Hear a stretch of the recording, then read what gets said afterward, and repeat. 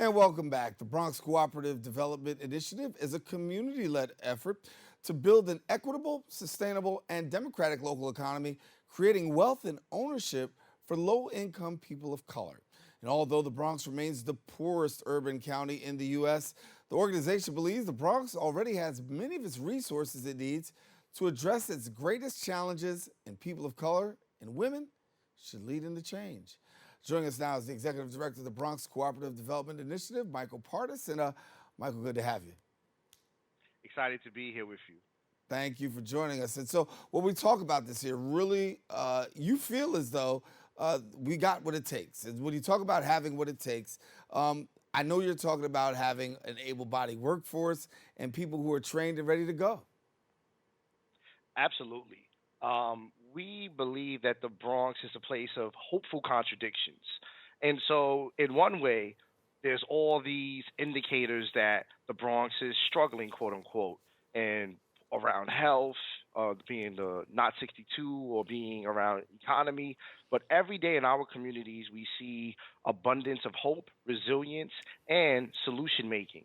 I just think about a number of the entrepreneurs and small business owners that day in, day out are a part of the local fabric that allow our communities not only to operate and survive, but that actually are growing and are a part of that resilience. When we talk about low income communities, we talk about communities that are not just low income, but we like to say low resources, what I've heard another person define it as. But I know that you're intentional about wanting to create wealth in low income communities. Share with us a little bit about the passion and the mission to create wealth for this community. So one of our goals is to create a sustainable democratic economy. And when we say a democratic economy, among those pathways are how do we create shared wealth? So how do folks who live in the Bronx, pray in the Bronx, work in the Bronx, how do we allow that wealth not to be outsourced? How do we allow that wealth not to outflow? And so some of those strategies are around worker-owned cooperatives, where in the workplace, the labor, the workforce, not only do they carry out the operations of the business, but they also share in the equity. And when they share in the equity, right, that allows the learning that happens. Nobody knows better, for example, pest management than the pest technicians. No one knows better food production than the folks who are actually in the shop making the food. No one knows cleaning better than the folks who actually go in the building or residence or space and does the cleaning. What does it look like if we allow those workers not just to be labor, but also share in the equity, they share in the profit, share in the growth revenue of the business? Not only do we allow local people to be able to share in the benefits and the growth, but we also respect and the dignity and the ingenuity of that labor force. And I think we believe that this pathway forward through worker ownership and through enterprise will be important because it already exists in our community. The real question is how do we grow these worker cooperatives and how do we inspire others to continue in that way? I want to talk about Black and Latino men because I know that's a passion that you deal with communities of color, trying to mentor them. And that's how you grow them, right? You start through some mentorship, and mentorship does make a difference. First of all, I want to talk to you about the power of mentorship. And second of all, these particular young men that you're spending time with. In my personal journey, I'm born and raised in the South Bronx. I was born in the New Lincoln Hospital. For those of you who, remember, of course, the struggle to get that New Lincoln Hospital. And, being from the Bronx, I thought something really important is our Black and Latino men. And for the Black and Latino men, how do we mentor? How do we set an example? How do we, our culture? So things around decision making, resolving conflicts, things around our vision, right? What do we want for our future? Where's the kind of guidance?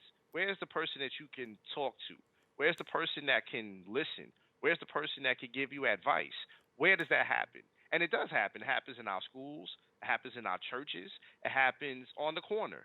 One of the greatest lessons in terms of mentorship, if those of you, if your kids go to school in the morning, the corner store, right, either in your neighborhood or the corner store near the school, those folks, they know your kids very well because the kids stop in there for breakfast or whatever have you.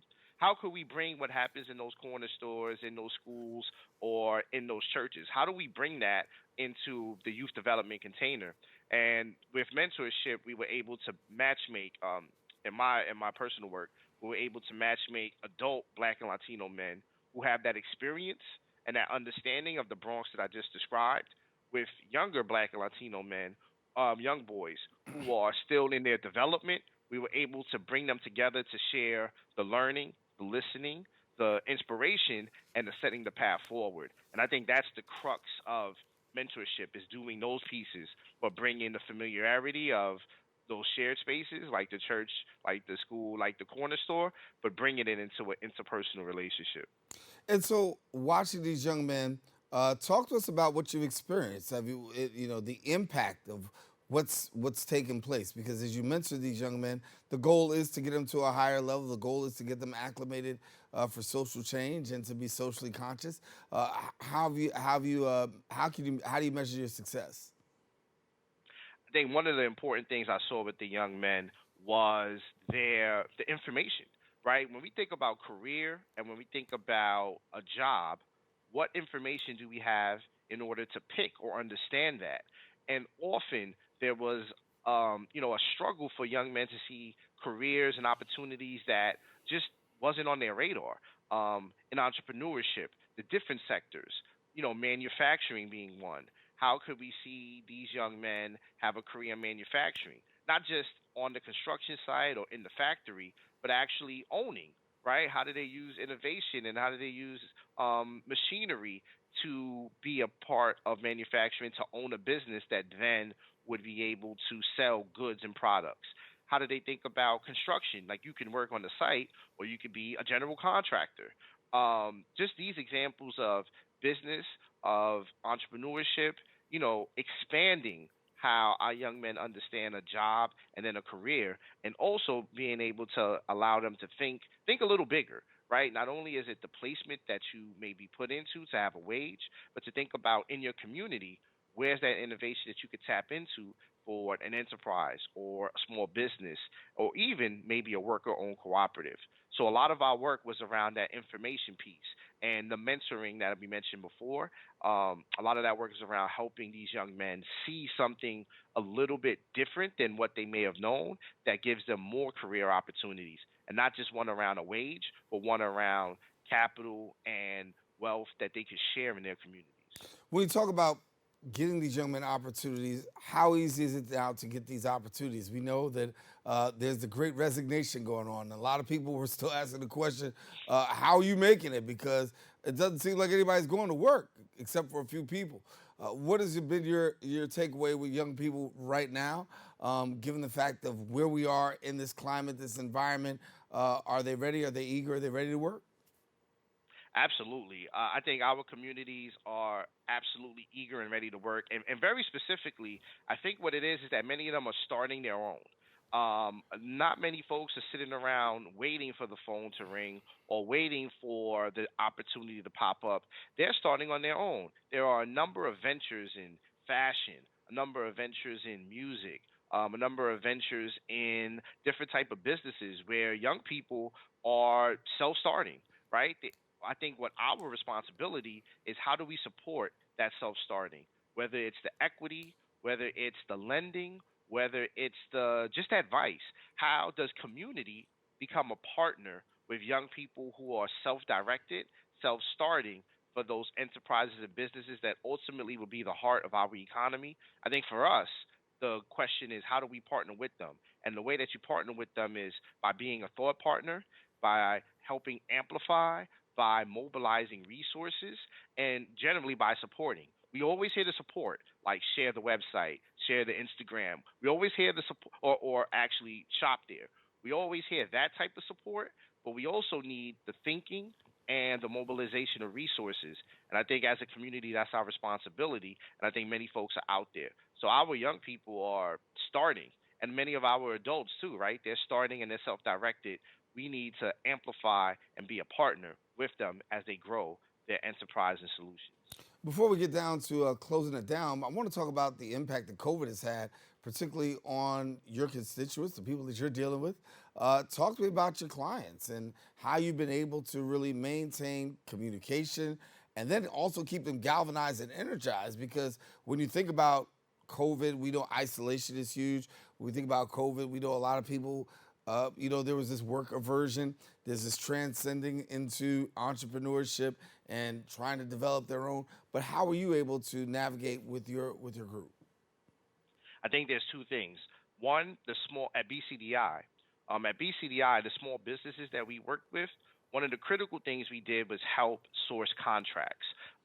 Many opportunities still exist at the institutions that couldn't close, right? Many institutions couldn't close, they couldn't shut down. They still needed to have pest management, for example. They still needed cleaning, they still needed delivery.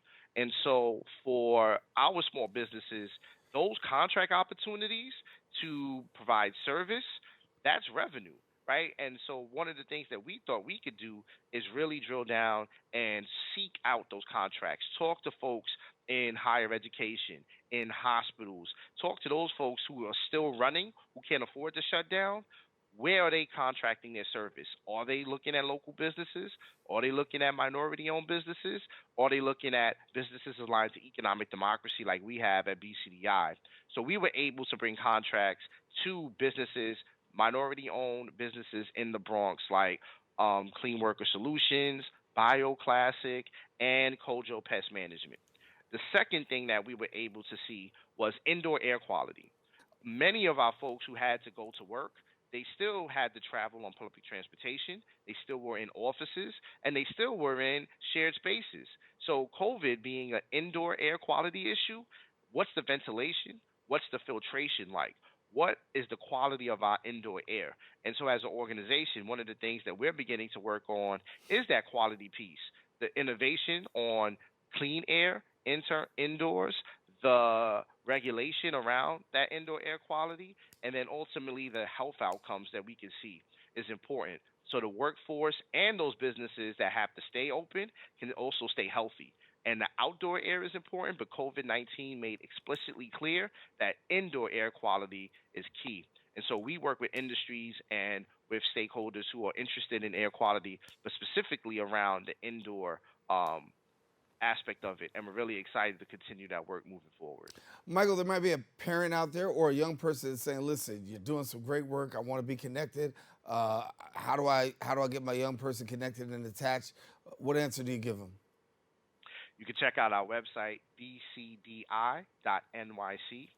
For the younger folks, you can find us on social media. If you look on Twitter or on Instagram, it's Bronx Future. Bronx Future. Anything hot happening for the summer?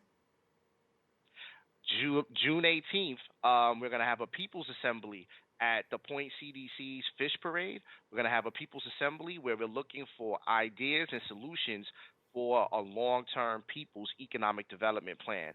The Point CDC is one of our strong partners, along with a coalition of 11 other organizations. People should come out to the Fish Parade on June 18th, and then they should come to the People's Assembly at that parade and share their ideas for our Bronx future. Michael Partis, Executive Director, Bronx Cooperative Development Initiative. Thank you so much for being with us, brother.